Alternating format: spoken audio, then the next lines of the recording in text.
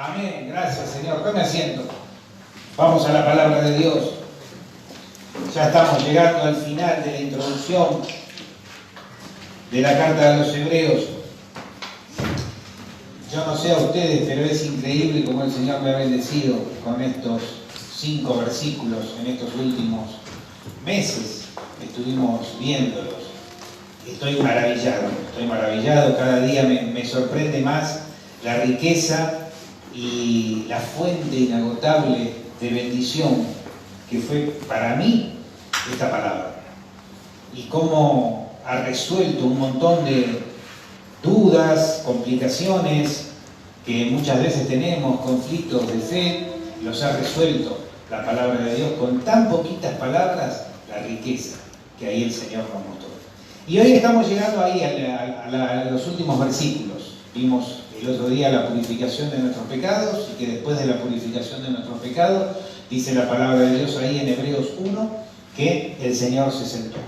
Y eso es lo que vamos a ver. Jesús se sentó a la diestra de la majestad en las alturas. Versículo 3. Si tenemos ahí, lo vamos leyendo. Yo prácticamente lo sé de memoria, no es que quiera fanfarronear, pero bueno, tanto estar preparándolo, lo sé de memoria. Si vos querés aprendértelo de memoria, te puedo asegurar que es de gran bendición. Vas en el colectivo, en el auto, recitando la palabra de Dios, los cielos se abren, te lo puedo asegurar.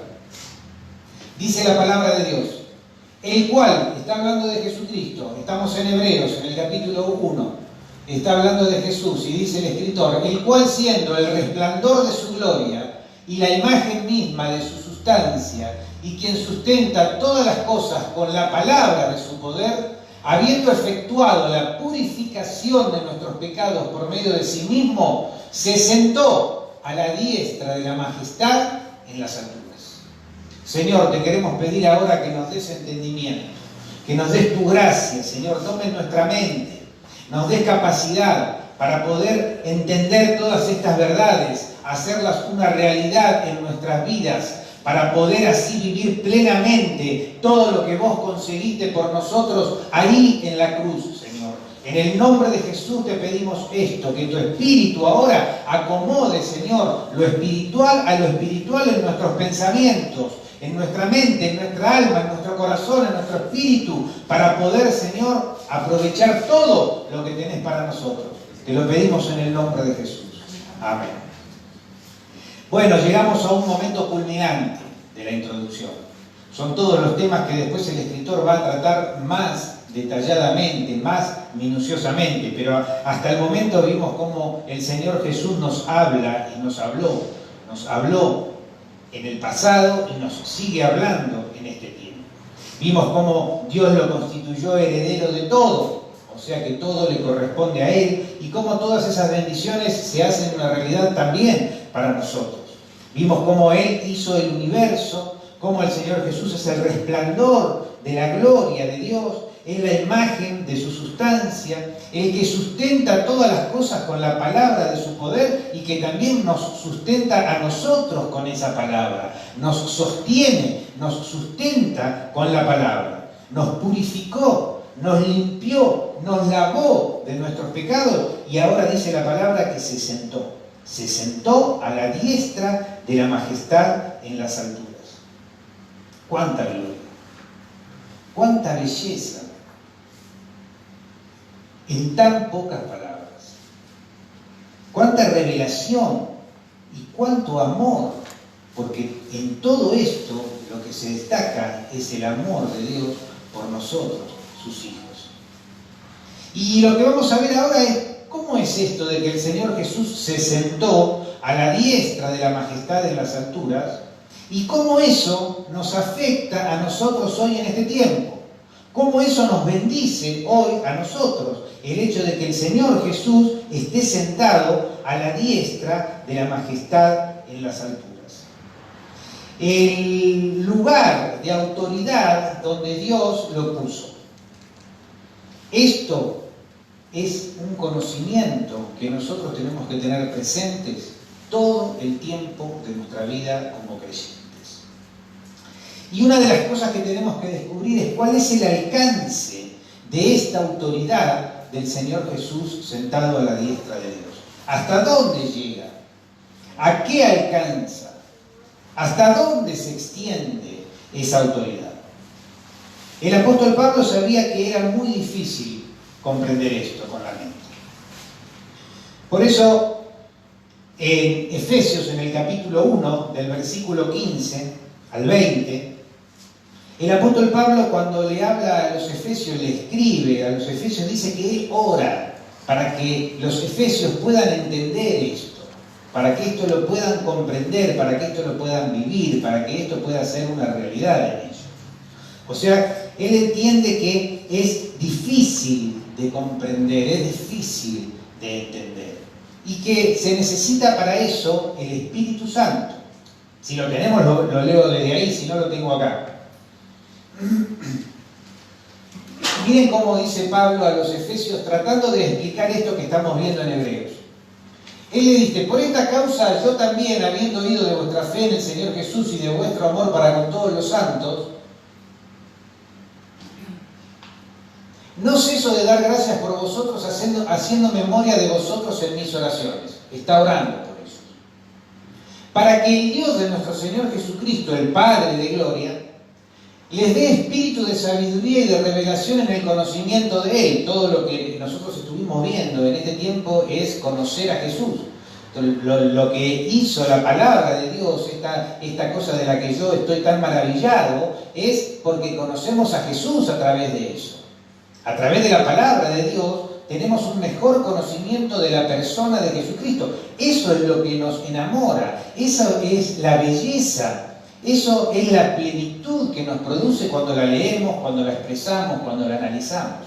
Entonces él dice que el Espíritu Santo alumbre los ojos de vuestro entendimiento. Esto no se entiende con la capacidad mental, se entiende con esto, con el entendimiento que el Espíritu Santo pueda producir en nosotros. Por eso dependemos acá del Espíritu Santo que está en vos, que está en mí, que está acá entre nosotros, para que nosotros podamos entender lo que significa que el Señor Jesús se sentó a la diestra de Dios en las alturas. Y dice: para que sepas cuál es la esperanza a que Él os ha llamado y cuál es la riqueza de la gloria de su herencia en los santos. Estuvimos viendo también la herencia, porque a Jesús lo constituyó heredero de todos, y nosotros también tenemos esa herencia porque somos coherederos con Cristo. Pablo dice que yo oro para que el Espíritu Santo le muestre esto, para que ustedes puedan vivir plenamente, para que ustedes no desaprovechen nada de todo lo que el Señor Jesús consiguió en la cruz. Pero esto es algo que se consigue solamente orando y dependiendo del Espíritu Santo que les muestre, que les enseñe. Pablo ora por ellos para que esto se produzca en ellos. ¿Y cuál es la supereminente grandeza de su poder? La supereminente grandeza de su poder. Estos 5 versículos de Hebreos, que es la introducción de Hebreos, lo que está destacando el escritor es la supremacía de Cristo. Que no hay nada por encima de Cristo. Que no hay nada por encima del Señor Jesús. Porque los hebreos a quienes está dirigida la carta en ese tiempo estaban queriendo volverse atrás. Estaban teniendo una crisis de fe y estaban queriendo volver a los antiguos sacrificios de las obras de la ley. Entonces el escritor le tiene que decir: ustedes tienen que saber que Cristo está por encima de todo eso y que por la obra de la cruz ya todo eso terminó. Tienen que apropiarse de eso, tienen que entender eso. Y lo mismo le está diciendo el apóstol Pablo acá a los efesios. Oro para que ustedes comprendan esto. La supereminente grandeza de su poder. ¿Para quién? Para con nosotros. ¿Para quién es ese poder? Para nosotros. Para la iglesia.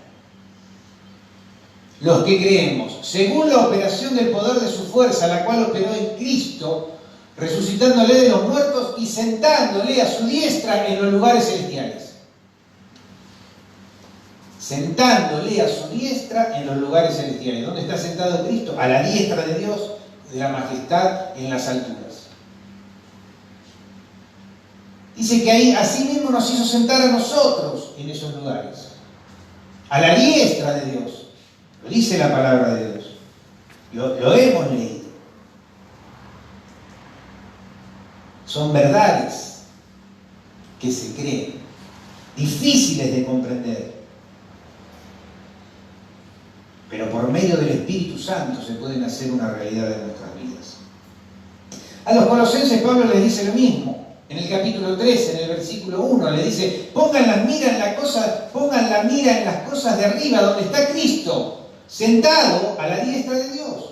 Porque vuestra vida, la vida de ustedes está escondida ahí, con Cristo en Dios, a la diestra de Dios. Colosenses 3:1, poned la mira en las cosas de arriba, no en las de la tierra, sino donde está Cristo, sentado a la diestra de Dios. Porque la vida de ustedes está ahí, les está diciendo Pablo. También a los colosenses. Y después leemos, si querés, en Hebreos, en el capítulo 10:2, si querés anotar, tengo que avanzar, perdonad. Hebreos 10:12, Hechos 7:56, cuando Esteban es apedreado, lo matan a Esteban por predicar el Evangelio. Antes de morir, Esteban, cuando lo estaban apedreando, dice: veo los cielos abiertos y al Hijo de Dios sentado a la diestra. A Jesús sentado a la diestra de Dios. Se taparon los oídos, terminaron de apedrearlo y ahí murió Esteban. Toda la Biblia nos habla de que el Señor Jesús, después de la cruz, se sentó a la diestra de Dios porque su obra terminó. Está hecho. Cumplió con lo que tenía que hacer. Ahora, la diestra de Dios no es un lugar, no es la derecha de Dios. No es que está Dios y a la derecha está Jesús, porque la Biblia dice que Dios es espíritu. Y un espíritu no tiene derecha e izquierda porque es algo inmaterial. Cuando la Biblia nos habla de la diestra de Dios, se está refiriendo a una posición de autoridad, a una posición de poder, a una posición de gloria, a una posición de majestad, a una posición que es por encima de todo. A lo largo de toda la Biblia vemos cómo la diestra de Dios actúa, y siempre refiriéndose al poder de Dios. Con la diestra de Dios, Dios sacó al pueblo de Egipto. Con la diestra de Dios, Dios guardó a sus pueblos durante la guerra. La diestra de Dios es la que trabaja, la que hace las cosas. A eso se refiere la diestra de Dios. Se refiere al amor de Dios por sus hijos, a la obra de Dios por sus hijos. Entonces la diestra de Dios es un lugar de gloria, un lugar de autoridad, un lugar de magnificencia, un lugar de triunfo, un lugar que está por encima de todo, donde después de eso, encima de eso, no hay nada más. Ahí es la diestra de Dios. Ahí está sentado Jesús. Ahí con Él estamos sentados nosotros. Esto es muy difícil de comprender. Esto es parecido a lo que le pasaba a Nicodemo cuando fue a encontrarse con el Señor Jesús y le dijo: tenés que nacer de nuevo. Y Nicodemo no entendía porque llevaba las cosas a lo material, a lo práctico, a lo palpable. No lo podía comprender. ¿Cómo me voy a meter de nuevo en el vientre de mi madre? Claro, y esto es algo parecido para nosotros. Es muy difícil de comprender esto. Es muy difícil que nos ubiquemos ahí. Pero por eso Pablo dice: oro para que esto sea una realidad y el Espíritu Santo se lo revele, lo entiendan, lo vivan, lo practiquen, porque ustedes están sentados ahí con Cristo en gloria a la diestra de Dios. Esto es muy tremendo. Esto es mucho. Esto es mucho para nosotros, hombres débiles, sujetos a pasiones semejantes como la que tenía Elías, dice Santiago. Sin embargo, ese poder Dios los comparte con nosotros, y Jesús dijo: señores, yo fui a la cruz, yo derramé mi sangre, yo purifiqué los pecados de ustedes, vencí a la muerte, vencí al diablo, vencí las enfermedades, terminé la obra, Dios me sentó a su diestra, y ahí ahora están sentados ustedes. Esa es la obra del Señor, la gran batalla de nuestro Señor Jesús. Cuando alguien se sienta en el trono es porque ya había terminado una obra. Vos a veces tenés días de trabajo bastante difíciles, ¿no es cierto? En los que estás trabajando, cansada, María del Carmen, cuando hace su trabajo, me imagino que llega un momento que quiere sentarse, ¿no es cierto? Porque está de aquí para allá, estás cansada y te sentás, porque terminaste el trabajo y descansás. Bueno, esa es la vida del creyente, no una vida de obra, una vida de descanso.